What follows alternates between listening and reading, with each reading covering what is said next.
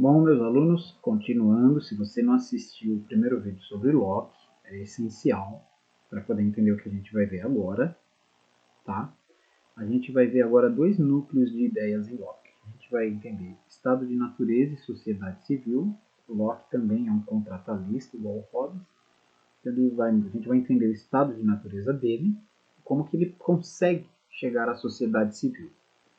A gente vai conhecer o conceito de estado de natureza em Locke e a criação da sociedade civil. E aí a gente vai entender como que surge o governo, tá? E o Locke vai responder a pergunta quem deve governar. E um bônus que eu gostei, eu acho que vocês vão achar interessante, que Locke, muito antes de muito filósofo, já defendeu o direito à rebelião. Eu falei, isso você não encontra em YouTube para ensino médio. Para a faculdade, talvez você encontre, né? Alguma aula de um professor. Aqui eu vou fazer para o ensino médio. Tudo bem? Vamos entender aqui, ó. Locke defendeu um estado de natureza. Tá. Mas, curiosamente, ele defendeu que o ser humano é naturalmente social. Por isso que é importante ver a primeira aula. Tá, mas como que houve essa transição? Como que se dá isso? Né? O que rola? Está um pouco estranho. O Locke vai falar que a lei natural, que você sempre vai descobrir mais e mais, cada vez mais ela no mundo, ajuda a entender. Vamos lá? Como ser humano, o Locke ele vai falar uma... deixa eu dar um bônus aqui. O Locke, diferente do Hobbes, não vai falar que o homem é uma criatura selvagem que só fica se matando. Não, ele vai falar algo diferente. Ele vai falar, os seres humanos conseguem conviver de um determinado grau. É que o estado de natureza é um estado sem governo. Então é uma forma de sociedade, ele vai colocar que é muito primitiva. As relações humanas não são tão constantes. Então ele vai falar, o ser humano, ele vai concordar com o Hobbes, o ser humano pode ser mau, mas também pode ser bom. E nem é tão intenso, é de boa. Dá para ser ruim, dá para ser bom, não tem nada demais. Aí ele vai colocar o seguinte, né, no ponto 1. Como o ser humano ele é uma criatura que convive e pode ser moral, surge um problema. Quando duas pessoas se entenderem, é preciso, de se desentenderem, é preciso uma terceira. Isso lembra o Hobbes, tá? É preciso uma terceira. Primeiro ponto. Ele está dependendo de alguém que está acima. Segundo ponto, para explicar como que surge a sociedade civil. Para sobreviver, é necessário que eu seja dono daquilo que eu tenho. Minhas terras é onde eu planto minha comida, tá? Aí assim, vamos pensar duas pessoas que caem numa ilha. Um deles vai tentar exercer o direito natural à propriedade e vai falar, a ilha inteira é minha. Ele anda mais um pouco e encontra outro. Aí o outro fala assim para ele, por que você está andando na minha ilha? E aí, como é que resolve? Então Locke fala, a questão do direito natural à propriedade exige que os seres humanos consigam se organizar para distribuir a propriedade entre eles. Eles possam exercer esse direito. E o terceiro ponto do Locke, para explicar por que o ser humano não fica muito tempo nesse estado de natureza, é que ele vai falar assim, a família é natural, tá? É necessário ter regras de convivência. O Hobbes teria um problema, porque se o ser humano é uma criatura tão insociável, como que ele explica o acasalamento e criar filhos? O Locke tem uma resposta melhor. Ele falou, não é tão zoado assim. Então, com esses três pontos, o Locke vai defender a formação do quê? Da sociedade civil. Porque os seres humanos vão estabelecer regras, tá? Entre eles. Tá? O Locke vai falar que isso daí mostra que existe um acordo. Eu estou falando acordo para chegar na palavra, na expressão contrato social. Como seres humanos, devido à lei natural que a gente viu, você precisa ter aquilo que você trabalha, tem que ser seu, né? A família. E na questão dos conflitos, você precisa, mesmo que você não perceba, você faz um acordo, né? Que nem a gente fala, um respeita o outro, tá de boa. O Locke vai falar que isso é o contrato social, onde as regras de convivência são estabelecidas. Mas diferente do Hobbes, que diz que você faz o contrato social para melhorar a situação, né? O Locke é um pouquinho mais otimista. Ele fala, não, é com o contrato social que eu realizo o meu direito natural. A partir do momento que a minha propriedade fica protegida por causa de leis entre nós, o meu direito fica mais garantido. O que é ter um comprovante de compra? É mostrar que você cumpriu com as regras de aquisição e que aquilo é seu. É isso que o Locke quer dizer. Por exemplo, se alguém for receber uma herança, existe uma lei que estabelece isso daí, você fica garantido. A sociedade, para o Locke, ela surge para garantir os direitos. Olha a diferença do Hobbes, né? Ela surge. Aí alguém pode falar, mas professor, eu nunca ergui a mão para dizer que concordo com isso. Então, o Locke preveu que alguém ia falar isso. Ele vai falar que na medida em que você, na medida que você foi vivendo, você foi agindo de acordo, você confirmou o consentimento tácito. Ai, professor, que expressão difícil. Então, isso pode cair no vestibular. Se você não sabe, eu vou te apresentar. Mas é o quê? Que os indivíduos, com o tempo, vão mostrando concordância e leva à legitimidade de falar que você concorda com o contrato social. Senão, você não teria feito isso desde o início. Tá? E isso é igual para todos. Então, fazendo uma rápida revisão aqui, a gente viu que o Locke, primeiro que o Locke quer defender os direitos do indivíduo. A gente viu na aula anterior como que ele defende.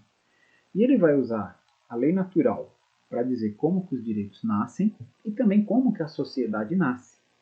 E a gente viu que, observando as necessidades do ser humano, você vai ver que a sociedade seria meio que consequência, né? Eu preciso colaborar, o ser humano precisa ter seus filhotinhos e conseguir criá-los, convivência, para organizar a propriedade. Como é que fica?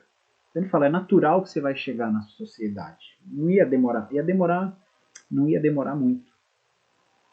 Só que mesmo tendo sociedade, você tem que ter alguém que na hora que surge um problema, consiga resolver. Por quê? Se que nem dois alunos meus começam a se desentender e não tem quem resolve, ou eles se matam ou a briga cresce. Então Locke ele vai falar assim, a gente precisa de um governo que tem que ser alguém que está acima de nós. Então tem certas coisas que eu não posso fazer em relação a ele tem poder, mas ele vai falar o seguinte, tá? O governo nunca pode agir contra uma lei natural. O que significa? Como o Locke é conhecido como um teórico liberal, lembra que a lei natural leva ao direito da propriedade? Então, por exemplo, ele falou, nenhum governo pode tomar sua propriedade. Nenhum governo pode tomar a sua vida sem um bom motivo. Por exemplo, se uma pessoa está ameaçando outra, está em perigo a vida de outra, o governo pode matar essa pessoa, desde que seja para proteger o direito natural da outra a ter a própria vida. Senão, sem essas condições não pode, senão oferece um perigo. Então, o governo ele não pode agir contra a lei natural e nem contra os direitos. É quase uma consequência, tá? E o governo também não pode criar ou permitir relações sociais injustas. O Locke coloca isso, poucos vídeos no YouTube comentam. Então o governo, é lógico que você não controla tudo, mas o governo não deve desejar piorar a vida das pessoas. Tá? Ele pode não te dar nada, mas ele não tira. Lembra por causa do direito à propriedade. Ele tem que respeitar a sua consciência. O Locke tinha muito medo de guerras religiosas. A Inglaterra sofreu muito, então isso era uma preocupação. O Locke tentou estabelecer um argumento para isso. Tá? Então, assim, ó, se alguém, por exemplo, vamos ler ali um parágrafo. Se alguém toma muita propriedade dos outros, você pode falar uma coisa que cada um resolve. Não, o governo tem que defender os direitos dessas pessoas porque é de acordo com a lei natural, tá? Porque se o governo não preserva os direitos naturais das pessoas, vai começar a renascer conflitos, né? A sociedade vai ficar instável. E a gente viu por Hobbes e agora por Locke que a instabilidade era um problema muito grave para eles, era demais. Mas para terminar, quase como um bônus, pode ver que essa aula vai ser mais rápida. Vou até fazer uma revisão da primeira aqui, tá? O Locke se preocupou com uma coisa. Ele falou assim: quando uma pessoa tem poder, ela pode ferrar os outros. E aí? Como é que fica? O Locke se preocupou com o direito à rebelião, tá? Não é porque o governo surge naturalmente que ele pode fazer tudo, tá? Então guardem isso daqui. O Locke vai colocar que os direitos eles não são dados por ninguém. No feudalismo tinha, eu te dou direito a essa terra, se me proteger. O Locke vai falar, não, isso é pagamento, propriedade dele, você não pode tomar depois. Então o Locke vai falar, nenhum direito é dado por ninguém, não é criado. Então, por exemplo, ninguém é dono do seu direito à vida. Você tem o direito à vida. E ninguém pode tirar esse direito de você. Quando um governo agir contra os direitos naturais de qualquer indivíduo, a sociedade tem o direito de se rebelar. Por isso que a ideia de que o indivíduo tem direitos naturais, ela é muito importante em Locke. Eu tentei mostrar que os direitos naturais vêm da lei natural, mas o Locke vai falar, o governo ele existe para preservar os direitos naturais dos indivíduos. Ele não pode interferir no direito natural dos indivíduos, porque nenhuma sociedade criou e muito menos nenhum governo. Os direitos naturais são do indivíduo. O indivíduo ele tem liberdade, a liberdade de consciência. Você, ao viver numa sociedade que segue a tradição que Locke iniciou, nenhum governo pode te obrigar a ter certas crenças. Isso não era algo aceito antes. O Locke falou, olha, o indivíduo tem direito à liberdade de consciência. É uma lei natural que o ser humano pense. Ele não pode ser impedido de pensar, de ter seus credos. É natural que o indivíduo procure sua felicidade. O Estado não pode atrapalhar você ter sua felicidade. O Estado pode interferir quando, na sua busca dos direitos, você prejudica o dos outros. Lembra do conflito? Aí ele pode, senão, ele não pode interferir. Como esse vídeo está muito curto, porque o primeiro era o mais difícil, porque teve um acréscimo do Hobbes, eu não vou voltar tanto no Hobbes, mas vamos fazer uma revisão, porque essa é a segunda parte. Tudo bem? Então vamos voltar, vamos voltar, vamos voltar. Então a gente viu na primeira aula, com o Hobbes, vimos aqui a capa do seu livro, né? Esse é o Hobbes, é um dos filósofos que mais viveu, falar. Viveu quase 100 anos.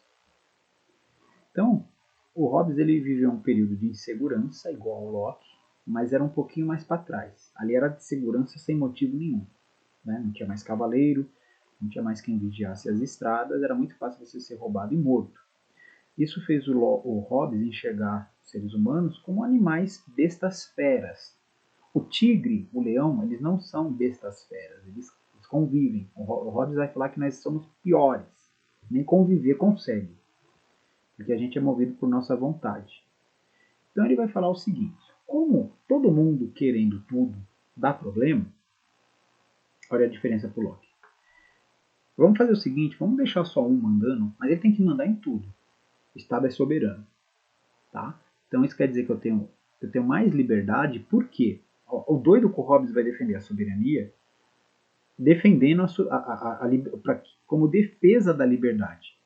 Porque na medida em que o rei consegue criar menos leis do que todos, você tem mais espaço, menos leis, porque o governo é só um. Tá? E aquela lei que ele criar tem que valer para todos, tá? E ela tem que ser feita em nosso bem. Para conseguir fazer tudo isso certinho, para que a lei civil valha para todos, que seja legítimo, o Hobbes vai defender uma teoria da representação política. Tá? Por exemplo, quando eu vou votar, eu estou exercendo meu direito de pessoa natural. Eu que vou lá e faço. Quando uma pessoa pede que outra a represente, ele vai falar, isso chama-se pessoa artificial. Né? Eu estou indo pelo direito de outra pessoa, o direito não é meu, é de outra. O Hobbes vai falar, por que a gente não faz um combinado como se o Estado fosse uma procuração onde todos colocam que o rei é aquele que vai defender o direito de todos, o interesse comum. Com isso, Hobbes quer justificar o Estado.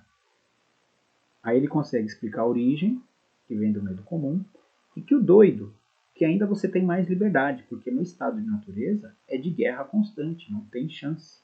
Vacilou, morreu, piscou, morreu. Aí o Locke, que veio depois, gostou de algumas ideias, mas falou, peraí, ele vai usar o empirismo, lei natural e direito natural. Vamos ver um por um. Como Locke viveu uma instabilidade muito grande, a gente viu que ele não poderia usar a tradição, a religião e a moralidade da sua época. Então, né, olha aí o ponto que eu falei, ele viu o período de crise política, a reforma deixou a base religiosa instável, então ele falou, tenho que procurar a base de tudo no indivíduo. O indivíduo é a base. Eu não posso vir de outro ponto. Como ele era um empirista, foi fácil para ele. Né? Então ele não usou a religião, nem a política, nem a tradição. Ele vai defender que qualquer pessoa, se começar a observar o indivíduo, vai ver que existe uma lei natural. Então ele vai falar, olha, ainda que eu seja cristão e esteja te falando, você vai concordar com o que eu vou te falar. Né? Existe uma lei natural, que ela regra o comportamento das pessoas, tá? E que ele vai defender uma liberdade de consciência, você não precisa acreditar no que eu estou te falando, você vai observar e vai ver. Ele acha que é óbvio. Tá? Então, com a lei natural, a gente consegue descobrir o seguinte, obrigações. Então, com a lei natural, como é natural que toda criatura preserve a sua vida, surge o direito à vida. Como a lei natural vale para todos são iguais, então, por exemplo, o indivíduo tem direito a pensar igual a outro, ou de passar a sua herança para o seu filho como outra pessoa faz. Né? Se o antigo senhor feudal deixava suas terras para o filho, eu sou igual a ele, eu tenho que deixar minhas terras para o meu. A lei tem que valer para todos. Tá? E ele vai colocar que a gente pode descobrir mais e mais leis naturais e mais direitos. Tá? Isso foi a primeira aula. Super resumo. Para ele explicar o surgimento da sociedade civil, a gente tem que entender o que é o estado de natureza, como que surge a sociedade e quem vai governar. Então, Locke, a gente viu que ele defendeu que o ser humano não é tão ruim quanto Locke falou. O ser humano é egoísta, mas não precisa ser do jeito que ele falou. Então, é o seguinte, ele vai falar, é fácil explicar como que a sociedade surgiu. Tá? E agora o ser humano é capaz de conviver. O que acontece, o que eu tenho que explicar não é a convivência, é como que surge alguém para resolver as brigas. Por quê? Como o ser humano tem, por exemplo, ele se concentra muito no direito à propriedade por causa do feudalismo. Como o ser humano precisa do direito à propriedade, tem que haver uma organização, senão você vai ter alguém dando uma desperto, alguém vai chegar num lugar, alguém vai chegar na América e vai falar, isso daqui tudo é meu. Não é assim. Tem que deixar a chance dos outros terem suas coisas também. Terceiro ponto. Como o ser humano tem família, é natural que o ser humano viva de forma organizada. Não é preciso você ser da minha sociedade, é isso que o Locke quer falar. Então, o contrato social vai surgir, tá, por esse acordo de convivência. O ser humano nem precisa um dia se reunir para dizer que tem um contrato social. O próprio hábito de conviver vai gerar o consentimento tácito. E aí você percebe as leis que regem aquele grupo. Por isso que no primeiro bimestre eu perguntei sobre leis gerais e particulares. Tá? O que o Locke acha que tem que explicar não é tanto o nascimento da sociedade, tá? É o governo. Então o governo ele tem que agir ele sempre tem que agir de acordo com a lei natural e sempre a favor dos direitos naturais das pessoas. Lembra? Os direitos são das pessoas, não são dados por ninguém nem criados por ninguém. Tá bom? O governo aplica a justiça para proteger os direitos, tá? Dei o exemplo ali. Se, por exemplo, alguém começa a prejudicar a propriedade dos outros, ele vai gerar dúvida se aquela sociedade é boa. Então o governo fala, opa, vou defender o contrato social. As pessoas confiam em mim para que eu defenda o direito delas. Lembra um pouquinho Hobbes, mas a pegada é outra, não tem tanta ideia de força, tá? Sim de lei. Tem que haver uma lei baseada na lei natural, tá certo? E o Locke ainda defende, se o governo prejudica o direito individual de uma pessoa, já pode se perguntar, opa, o que está acontecendo? Será que dá para ficar com esse governo? Então a gente entendeu em Locke, né, entendendo de Hobbes como que Locke vem a pensar, que ele também tem um contrato social, que ele procura fundamentar os direitos do indivíduo no indivíduo, dizendo que eles são naturais, eles não vêm de lugar nenhum, é do próprio indivíduo. Ajuda a entender o comportamento do indivíduo. Nessa lei natural surgem os direitos. Tá? Os direitos também são naturais. Aí os indivíduos, para conseguir preservar seus direitos, começam a conviver de algum modo. Algumas leis podem ser combinadas, outras não. E aí surge a sociedade. Surgindo a sociedade, tem que ter alguém que fica acima para conseguir resolver na hora do conflito, porque se for alguém igual, ele é só mais um. Ele tem que ter autoridade. Então, a autoridade do governo é na medida em que defende o direito natural. Se o governo não preserva o direito natural das pessoas, surge o direito à rebelião. Tudo bem? Lembrando que isso daqui é uma videoaula gravada para os alunos que perderam as aulas ou querem fazer uma revisão da aula presencial. Esse vídeo vai acabando por aqui e nos vemos na próxima aula.